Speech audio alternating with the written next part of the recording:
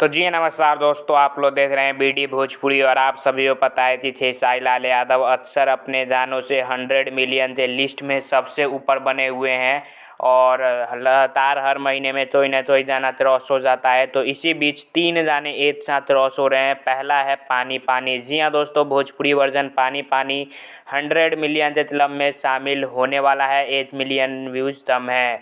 दूसरा गाना है दोस्तों फिल्म था। जी हाँ दोस्तों, फिल्म था और वो भी कच्चे धागे फिल्म था। लय लय झोट जा उसमें जाना था।